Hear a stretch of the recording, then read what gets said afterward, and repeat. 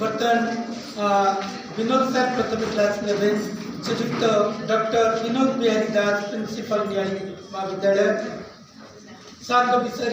परिचय प्रदान पाई एक शिक्षार कर्णधर अध्यक्ष all Odisha private school association आज मकर उत्सव महामकर मिलन में आपण स्वागत करुँ। आज पवित्र मकर संक्रांति में all Odisha private school association तरफ समग्र 30टा जिलार कर्मकर्ता को डाकी मकर मिलन उत्सव आज रेडक्रॉस भवन में आयोजित होती। केवल मकर मिलन सीमित रहनी ता सहित शिक्षा व्यवस्था सरकार शिक्षा व्यवस्था जो न्यू एजुकेशन पॉलिसी आडाटा हो गला हवा को जाऊँगी सब गोटे विशेष कर्मशाला आज ये आरटी उपर सरकार बहुत गुरुत्व दौरान तेणु विभिन्न स्कूल को एजुकेट करने समस्त एजुकेट अच्छा आहरी एजुकेट करने आरटी उपर कर्मशाला आज आज अन्य किसी उद्देश्य ना सरकार पाखे दाबी उपस्थापन ना आज पवित्र मकर सरकार को आम धन्यवाद दौचु। आगामी जो कार्यक्रम से जारी रखिंट एनईपी हो आरटी हो किंतु जो हिसाब से हवा कथा जो नियम हवा कथा समस्त सामान नियम हो 30टा जिला पे सामान नियम हो आरटी उपर यहाँ आमर एटा अनुरोध दाबी नुहे आउ ये सब अनुरोध सत्वे जो सरकार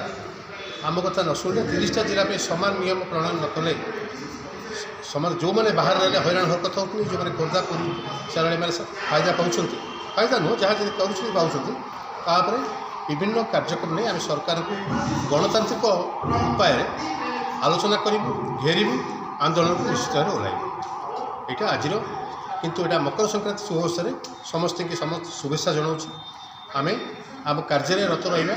जो पाठ्यक्रम को नहीं पिला भविष्य गढ़ा आम चेष्टा करेटा को सफल करवा आज यार उद्देश्य संपादक अच्छी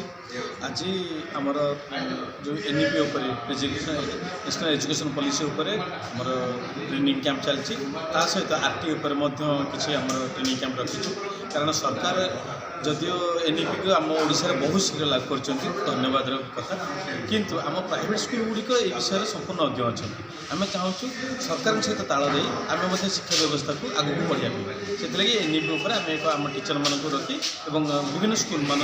एकत्रित हो आम एक एनईपी उपर कार्यक्रम रखी सहित आरटीटा अति जरूरी सब स्कूल मान प्राइवेट स्कूल मान से सब जिनस को अनेक गुड़िया अंधकार भितर आम अच्छे जहाँ आमर सरकार क्लारिफिकेशन दे पारिना तारी उपर आम टीचर मान स्कूल मान किसी ज्ञान देवा लगे आम कार्यक्रम एसोसिएशन मो युग संपादक आमर आज यही राज्यस्तरीय कर्मशाला सहित मकर मिलन महोत्सव अनुष्ठित होती रेडक्रॉस भवन ठारे आमर एनईपी सीओआर एवं आरटी रे जो प्राइवेट स्कूल आमर बेसरकारी विद्यालय गुड़िक अच्छी से विषय रे ये कर्मशालाटी अनुष्ठित होती जार जार असुविधा रही जो से मैंने बुझीपार ना एनईपी विषय से विषय विस्तृत भाव में आमर 2 जन विशेषज्ञ आसी यहाँ को आज ये कर्मशालाटी कर सरकार डायरेक्टर तरफ आमको सी प्रोत्साहन देते आमको ये विषय करने फेब्रुआरी मसरे आर सरकार आमको माने विशेषज्ञ जोगाई देवे जहाँफल कि राज्य स्तर में जपरी प्रत्येक जिला मानक आम ये कर्मशाला को भल भाव में करूँ समस्त पाखे सबू शिशु मैंने आर सुविधा नहीं पारे और विद्यालय गुड़िक किपरि भाव में यही शिशु मानक भल भाव में पाठ पढ़ाई सहित उच्चस्तर शिक्षादान करें से आम सब चेष्टित और all Odisha private school association लगी रही।